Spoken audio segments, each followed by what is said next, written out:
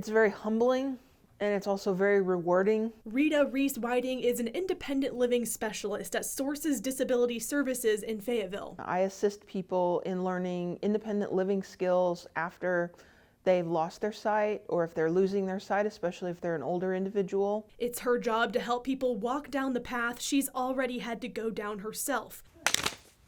And then you just drop it. She started losing her eyesight in 2007. Nobody ever thinks to look for a blood clot in a healthy 33-year-old woman. My symptoms reached a point where it knocked me unconscious for about 3.5 days. When she woke up, she says she had drastically reduced vision, and it continued to deteriorate over the next few months. She says this was a time full of despair for her, with a lot of questions she didn't have answers for. How am I going to live? How am I going to be able to be an equal partner in this marriage? How am I going to be able to go to work? I'm never going to be able to drive. How am I going to get around? Rita says transportation is a big obstacle for people who are blind. If I wanted to go to Crystal Bridges, we have an outstanding museum. I have no way to get there. I would have to pay $75, $85, $90 one way to use Uber. Not everybody can afford that. One solution to that problem is Ozark Regional Transit's new free on-demand service. Jeff Hatley is the spokesperson for ORT. It comes to your location, be that your residency, place of business,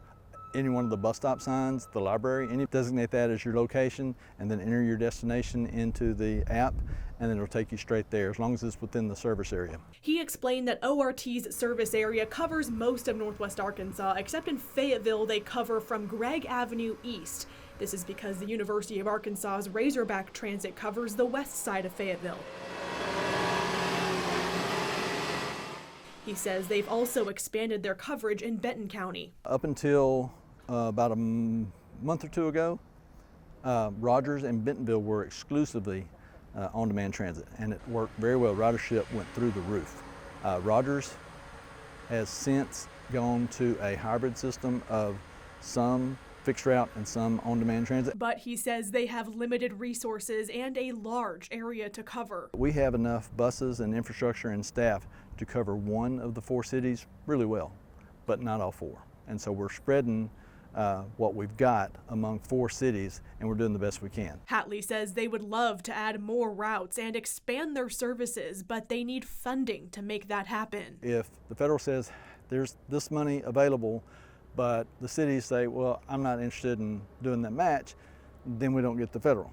So it has to be a local investment. ORT has federal regulations it has to meet for its passengers who are disabled.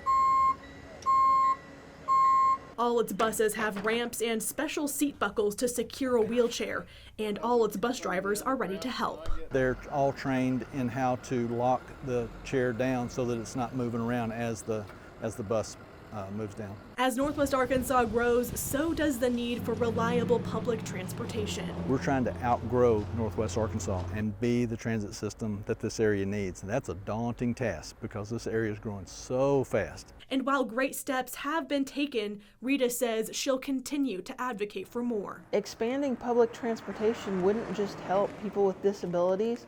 I mean, there's a huge population here in Arkansas. Rita says she's also looking forward to continuing to be a resource for people who are blind in our community. If you want to learn more about Sources Disability Services or Ozark Regional Transit, we'll have a link to both in this story on our website.